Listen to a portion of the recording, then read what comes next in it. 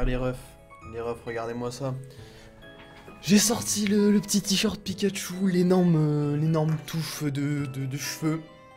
La prochaine fois que je vais aller chez mon coiffeur, il va m'insulter, il va me faire: oh frérot, bah t'es pas venu. Hein, là, on a tout. On est prêt pour ce soir là. Petite soirée, 23h53, demain j'ai clairement cours. Et après, bon, les profs ils s'étonnent que je suis fatigué. Non, ils s'étonnent pas. Hein, ils me posent même plus la question de pourquoi je suis fatigué, ils me laissent juste dormir sur la table. On va baisser un peu la lumière, voilà. On va peut-être encore un peu baisser la lumière. Attention, bientôt vidéo setup. On a investi quand même. Voilà, on peut faire ce genre de choses. On a une régie un peu exceptionnelle. Ah, tout ça. Alors, faut que je dise la merde, hein, mec. Je suis clairement en short pour faire une putain de vidéo sur Pokémon. Ah là là. Ah, j'ai un bouton derrière là. C'est un peu chiant. Bref, bienvenue à tous, c'est Chisto, j'espère que vous allez bien. Aujourd'hui on se retrouve dans une toute nouvelle vidéo. Et j'étais là, comme ça, tranquille, en train de chercher des idées de vidéos. Et j'ai eu une idée de ouf. Je me suis dit, go vous présenter les meilleurs fake leaks de Pokémon épée et bouclier. Car oui, je pense que pour la plupart, vous le savez, Pokémon c'est l'une, si ce n'est la plus grande licence au monde du jeu vidéo. Ça génère plein d'argent et ça a une fanbase qui est monumentale. Du coup, forcément, et bah, y a des fuites. Il y a des fuites des fois qui sont réelles. On l'a vu avec Pokémon épée et bouclier, on a eu plein de fuites, l'entièreté des Pokémon. Et en vrai je rigole, mais en prenant un peu de recul c'est pas très drôle. Mais l'entièreté des Pokémon a totalement fuité. Et puis des fois on a aussi des faux leaks, tout simplement parce qu'il y a des gens qui veulent mettre de la hype. Il y a des gens qui veulent susciter de l'intérêt. Il y a des gens qui veulent faire du RT. Il y a des gens qui veulent voir plein de youtubeurs parler de tout ça. Et il faut savoir que le leak c'est un truc qui est vachement répandu chez les Américains. Chez les Français il n'y a pas beaucoup de Français qui parlent des leaks, hein, surtout des leaks qui sont pas très sûrs. Mais chez les Américains il y a vraiment une mode que tout le monde, quand il y a des leaks sur les futurs jeux, tout le monde en parle. Et même les leaks qui sont pas forcément très sûrs. Et aujourd'hui on va voir justement ces leaks qui étaient pas très sûrs et qui se sont du coup avérés faux. Et même, fait plutôt drôle, je suis même reparti sur certaines de mes vidéos, parce que moi je fais des vidéos sur des leaks, hein, des fois ils sont vrais, des fois ils sont faux. Et du coup il y a certains leaks dans lesquels je parlais, hein, je donnais mon avis, hein, je dis à mon avis si c'est vrai ou c'est faux. Et il y a certains leaks qu'on retrouve sur certaines de mes vidéos et je sais pas où les retrouver. Du coup je suis parti directement sur mes vidéos pour les retrouver. Enfin bref, on est parti pour vous présenter les meilleurs fake leaks de Pokémon épée et bouclier. Et pourquoi pas, si vous voulez, vous me dites, vous faire une vidéo sur les meilleures fuites de Pokémon en général. Parce qu'il y a eu ceux d'épée et bouclier, il y a eu ceux de soleil et lune, mais il y en a eu d'autres. Donc voilà, n'hésitez pas à me dire. Bref, on est parti pour la première leak, ou le premier leak, je sais pas comment on dit, bref, c'est parti.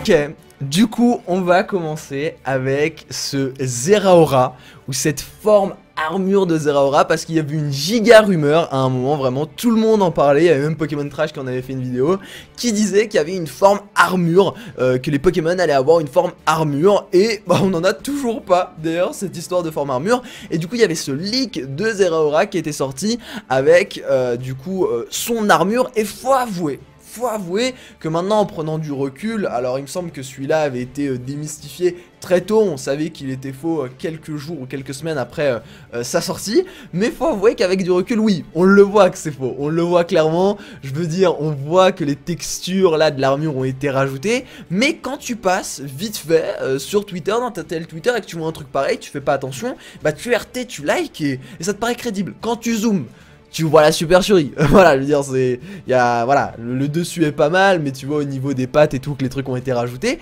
Mais faut avouer que c'était des choses qui étaient vraiment pas mal faites et que c'était une forme qui était vachement stylée, tu vois. C'était un petit rajout, mais c'était stylé, ça avait du potentiel. En plus, l'armure était en corrélation avec le type du Pokémon, avec les couleurs et tout, donc on aurait pu imaginer une armure, voilà, pour chaque Pokémon, avec, en fonction du type, en fonction du Poké, ça aurait été pas mal, ça aurait été stylé. Moi je dis ça, je dis rien, moi j'aurais pas dit non, tu vois, s'ils veulent rajouter une forme armure dans les DLC, pourquoi pas, je veux dire, vas-y, allez-y, quoi, ça me ferait plaisir. Alors ensuite, là on est encore sur un très gros dossier. Un très gros dossier qui est bien plus triste que l'armure, parce que l'armure à la limite on a eu les Gigantamax pour remplacer, mais là on est sur la fameuse évolution d'Evoli qu'on attend toujours. Voilà, je veux dire, super triste, ça fait 2 générations qu'on n'a pas d'évolution d'Evoli. À Alola il y avait déjà des rumeurs, en 8G on était sûr qu'on allait avoir une évolution d'Evoli parce que voilà, à Alola on n'avait rien eu, et non, toujours pas. Peut-être les DLC, hein, les DLC c'est le fourre-tout. Tout ce qu'on n'a pas eu dans la 8G on les veut dans les DLC, et on avait eu cette petite forme d'Evoli qui était peut-être acier, ça avait l'air d'être acier. Voilà, moi, acier pas fan, franchement, la forme d'Evoli que je veux, c'est dragon. Filez-moi Evoli Dragon, il est trop bien, je veux Evoli Dragon. Mais voilà, c'était une petite forme que je trouvais stylée. Une fois de plus, c'était un truc qui était relativement crédible, c'était relativement bien incrusté. Mais maintenant qu'on a les modèles et qu'on a beaucoup joué à Pokémon épée et bouclier, on sait que ce genre d'image est fausse en fait. Ça se voit clairement que la texture fonctionne pas. Mais au moment où on n'avait même pas joué à la démo pour la plupart d'entre nous, même pour tout le monde, je crois, je sais pas quand était apparue cette image, bah forcément ça faisait un peu bizarre. Je veux dire, c'était bien incrusté, c'était pas mal. On pouvait peut-être un peu y croire, donc bon, en tout cas on regrette évidemment l'évolution d'Evoli qui est toujours pas là. Peace mon frère, j'espère que tu seras là dans le DLC parce que beaucoup de gens t'attendent. Alors là les potes, là on a un truc, franchement je trouvais ça pas mal. Et en fait là je suis en train de me rendre compte que tous les trucs que je trouvais pas mal, bah en fait là je les trouve un peu nazes maintenant que j'ai joué plein de fois au jeu. C'était tout simplement un leak du Pokédex qui nous dévoilait deux Pokémon de manière très subtile. Et aussi bah il y avait en fait tout le design du Pokédex et c'était incrusté sur la Switch. Alors faut avouer qu'une fois de plus, bah c'est la même chose en fait. Quand t'as pas joué au jeu, pourquoi pas? Pourquoi pas? Je veux dire, là t'as deux Pokémon qui ont l'air plutôt sympathiques, qui sont petits, qui ont pas l'air trop mal designés, du moins de loin. On a, bon, les points d'interrogation font super tâche. Là tu te rends compte que c'est incrusté sur Photoshop le truc, tu le vois, tu vois.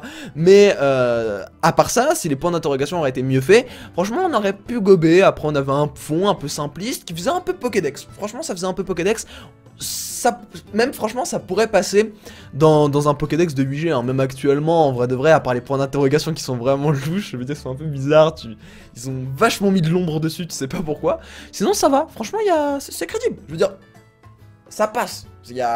C'était pas mal. Genre, je sûr dans cette vidéo là, j'allais me dire ouais Shisto, toi tu croyais à tout et n'importe quoi. Mais celui-là était bien fait, tu vois. La plupart des leaks franchement étaient quand même pas mal bien réalisés. Il y avait quand même un minimum de travail derrière. Bon, c'était pas tout le temps bien fini, mais il y avait quand même un minimum de travail derrière. Alors là, on a El Famoso Leak Korokoro. Alors ça pour ceux qui connaissent, pour ceux qui suivent un peu, c'est un classique. C'est-à-dire donc le Korokoro, pour ceux qui savent pas du tout ce que c'est, on sait jamais, attention, c'est un magazine japonais dans lequel il y a plein d'informations, et notamment sur Pokémon, et à un moment, il y a eu une mode des leaks Korokoro. Alors peut-être parce que c'était simple à faire et que c'était pas en jeu et que c'était en image, et donc là on avait un petit leak Korokoro d'un Pokémon, voilà, avec les petits logos épais boucliers en bas, là, hop là, tout ça imprimé, qui faisait feuille et tout. Et honnêtement, c'est le genre de leak en fait qui est con. En fait, c'est compliqué à démystifier. Dans le sens où un leak où tu vois un Zeraora avec des textures pas trop bien faites et tout, tu peux remettre ça en doute. Un leak comme ça, c'est du dessin. Et il y a des artistes, ils ont clairement des niveaux de dessin de mecs qui travaillent chez Game Freak, ils peuvent te faire des fakes de ouf. Après, c'est vrai que si le mec a le niveau de travailler chez Game Freak et de faire des trucs aussi qualitatifs, pourquoi il se casserait la tête à faire des fakes? Je sais pas, mais tu vois, là, c'était de très bon niveau et c'est compliqué à démystifier. Le seul truc que tu peux démystifier, c'est où le japonais, où il y a marqué n'importe quoi. Du coup, les pros japonais, les LV3 japonais, ils viennent sur Twitter et ils te font ouais, mais non, là, ce kanji là, il est pas bon. Je sais pas comment on dit, bref, je suis désolé, on va m'insulter dans les commentaires. Mais voilà, à part ça, ou bah, le Korokoro qui sort et du coup ça démystifie totalement ce bordel là, c'était très compliqué à prouver que c'était fake. Mais c'est quand même beau à voir, c'est quand même stylé, je veux dire, il est sympa, bon il est pas ouf, hein, c'est juste un truc assez simple, mais il était cool quand même celui-là. Alors du coup, là les potes, on va retourner loin. Vraiment très loin les potes, vraiment. Là, on se retrouve directement sur Twitter. Parce que j'ai réussi à remonter jusqu'à la source de ce truc et ça avait été posté le 17 février 2019. Il me semble que c'était un peu avant l'annonce de Pokémon épée et bouclier. C'est-à-dire que Pokémon épée et bouclier à ce moment-là n'était pas encore annoncé et il y avait cette vidéo qui était apparue qui parlait tout simplement du futur jeu Pokémon. Et donc t'avais tout simplement ce logo, alors je crois que c'était la rumeur Pokémon Crown and Scepter. Et t'avais ça qui était apparu. Et faut avouer, comme d'habitude, maintenant qu'on a les vrais jeux, on se rend compte que c'est un peu débile, mais que c'était quand même une fois bien fait, mais pas bien fini, tu vois.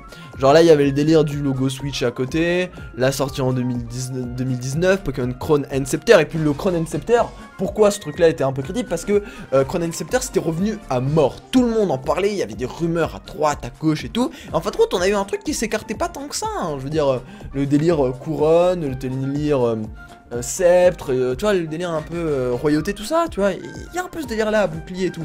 Donc peut-être que les rumeurs étaient fondées sur une base de quelque chose et qu'en fin de compte après ça s'est déconstruit et qu'on est arrivé à Pokémon Crown and Scepter. Mais c'était un petit truc qui a été bien fait, mais après c'était rien, en fait en prenant du recul c'est rien exceptionnel, c'est-à-dire t'as un logo, t'as un effet de flash et puis voilà, je veux dire tu vois, en prenant du recul il y avait plein de gens qui pouvaient le faire. Et du coup ouais, bon forcément, comme d'hab, t'es dans ta telle Twitter, ça passe, tu dis ah trop crédible, alors en fin de compte bah non en fait c'est totalement faux. Et le dernier, alors le dernier c'était une vidéo sur ma chaîne, alors quelle coupe de cheveux, hein. Quelle coupe de cheveux exceptionnelle, regardez-moi ça, s'il te plaît, exceptionnel, regardez-moi ça, oh la caméra qui lag, tout ça, là là c'est dingue.